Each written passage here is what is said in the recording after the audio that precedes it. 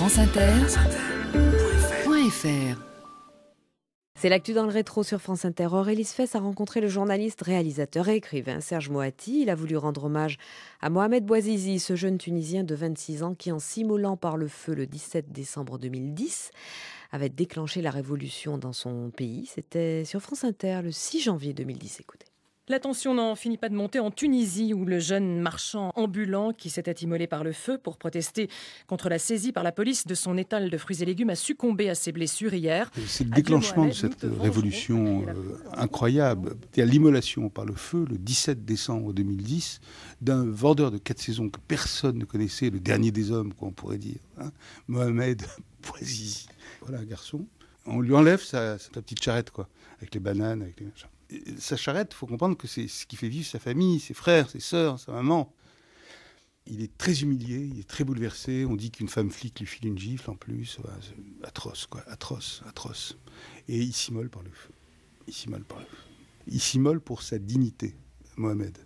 Eh ben, si j'ose dire, il a embrasé le monde arabe. Il a embrasé la Tunisie, il a embrasé le monde arabe. Pourquoi Mohamed Bouazizi ? Pourquoi tout un peuple s'identifie à Mohamed Bouazizi ? On December 17th, a young vendor named Mohamed Bouazizi was devastated when a police officer confiscated his cart. Et Mohamed Bouazizi, ça veut dire le fils, ou le père ou le fils de l'inestimable, Azizi, ce qu'il y a de meilleur, ce qu'il y a de plus beau, ce qu'il y a de plus chouette, ce qu'il y a de plus... Donc, vous voyez, c'est un truc... c'est peut-être pour ça que pour tous les Tunisiens ont retenu ce nom, Bouazizi. C'est ici, devant le gouvernorat, que mon frère a été humilié. Une policière l'a giflé devant tout le monde au milieu de la rue. Elle avait 3 assistants qui l'ont frappé au sol.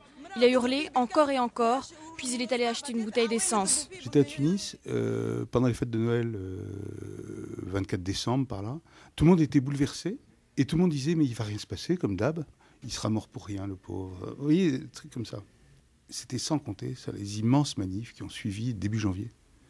On ne peut pas faire parler les morts, mais il n'aurait jamais imaginé lui-même, en s'immolant, qu'il allait provoquer ça. Est-ce que lorsque le crucifié monte sur sa croix, il sait qu'il va bouleverser le monde ? Je ne suis pas sûr. Pour tous ceux qui sont religieux comme moi, il y a une dimension métaphysique dans cet acte. Enfin, il y a une dimension, évidemment. Enfin, il est mort pour l'assomption de tout un peuple. À travers la mort de Bouazizi, c'est tout un peuple qui naît. Dieu veut que tu ne sois pas mort en vain, Mohamed. Dieu veut que ton sang n'ait pas été versé pour rien. Mohamed, tu es mon fils et tu as ouvert des portes. Tu es mort en martyr, Mohamed.